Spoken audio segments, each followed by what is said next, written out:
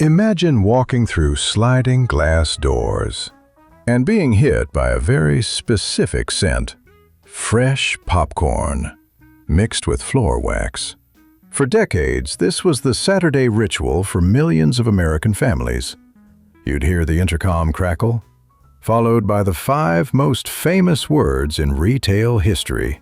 "Attention, Kmart shoppers!" It wasn't just a store. It was a cultural landmark, a place where you built your Christmas lists and shared blue raspberry ices. At its peak, Kmart was a global titan with over 2,300 locations. For a time, it was even bigger than Walmart. But today, that iconic red K has almost vanished. So what happened?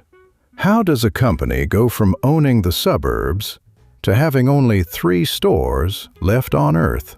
Today, we're diving into the rise, the ego, and the shocking betrayal that killed a retail legend.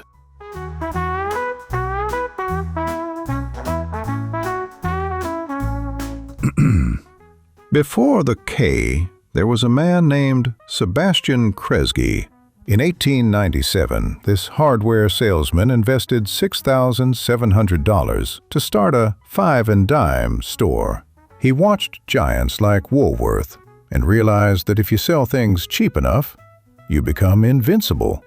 During the Great Depression, while other businesses collapsed, Kresge's stores stayed packed because they were the last place people could afford. By 1940, he had nearly 700 locations. But the real revolution happened in 1959, when executive Harry Cunningham realized the world was changing. Families were moving to the suburbs and buying cars. They needed bigger stores with huge parking lots. In 1962, the first Kmart was born in Michigan. Fun fact, Walmart opened its first store just 6 months later. The race for America's wallet had officially begun.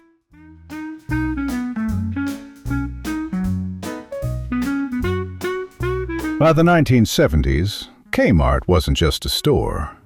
It was a phenomenon. They owned the Blue Light Special, arguably the world's first real flash sale. Imagine you're browsing the aisles, and suddenly a blue siren starts spinning on a metal pole. The intercom crackles. "Attention, Kmart shoppers!" For 15 minutes, a specific deal is 60% off. It was chaotic, exciting, and worked better than any modern app. Then there was the legendary cafeteria. Families didn't just shop. They ate burgers and hot dogs together. Kids were rewarded with blue raspberry ices for being good, while parents compared prices. It was a sensory playground. The smell of popcorn, humming lights, and that giant red K.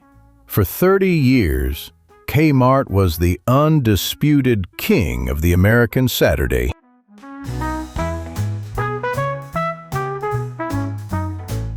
At its absolute peak in 1993, Kmart was a global powerhouse with nearly 2,500 stores and 350,000 employees. They were bigger than Target and, for a long time, bigger than Walmart.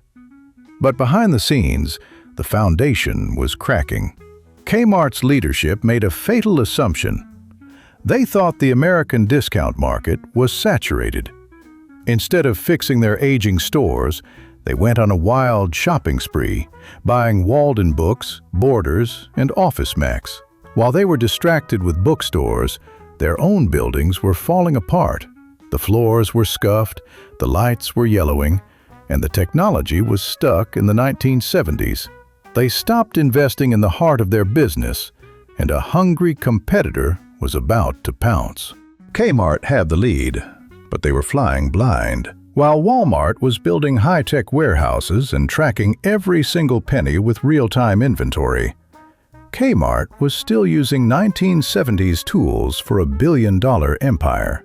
They literally didn't know what was selling and what wasn't.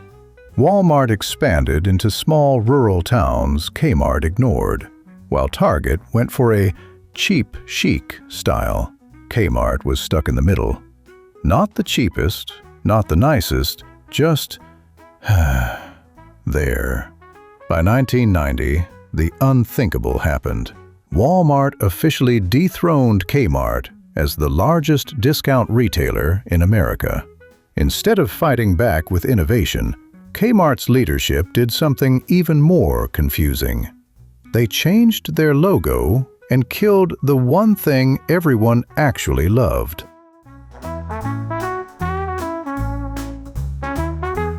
In 1991, an executive decided the blue light special was outdated and scrapped it.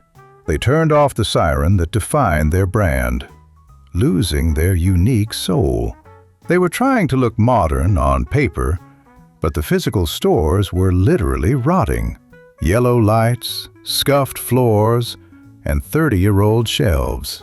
Revenue peaked in 1993, but by 1994, the company posted a staggering $940 million loss. The spiral had begun. On January 22, 2002, Kmart filed for Chapter 11, marking the largest retail bankruptcy in American history at that time. 600 stores closed, and thousands of people lost their jobs. It looked like the end. But a hedge fund manager named Eddie Lampert was about to take control.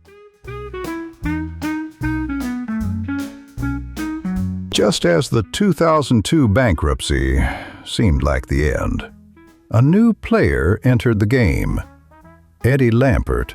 He wasn't a retail expert. He was a billionaire hedge fund manager. While Kmart was at its lowest, Lampert was quietly buying up its debt. By 2003, he controlled the company. Then, in 2005, he pulled off a move that shocked the business world.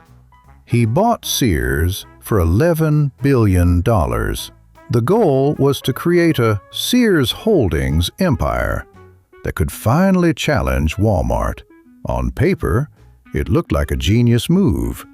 Investors called Lampert the next Warren Buffett, but there was a dark side to this strategy. Lampert didn't care about the smell of popcorn or the blue light. He saw the stores not as places to shop, but as piles of valuable real estate waiting to be sold. The merger wasn't a rescue mission. It was an extraction. While Walmart and Target were spending billions to modernize, Kmart stores were literally frozen in time. Some locations hadn't been painted in 30 years. Lampert began stripping the company's crown jewels to pay off debts and line his own pockets. He sold off legendary brands like Craftsman for $900 million and spun off hundreds of properties into a separate real estate trust.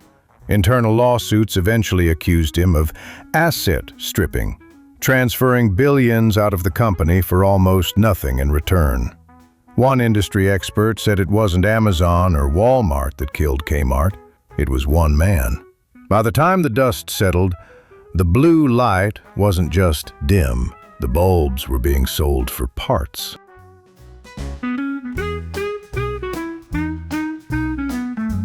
In 2018, the inevitable happened. Another bankruptcy. This time, there was no miracle. Stores vanished one by one, leaving behind empty shells in suburban parking lots. By 2024, the last full-size Kmart in the continental U.S. closed in Bridgehampton. From nearly 2,500 locations to just 3 left today: Miami, Guam, and the U.S. Virgin Islands. The Blue Light Special is now just a memory, a symbol of a time when shopping meant something more. Kmart's story proves that when a company loses its soul, it's already gone.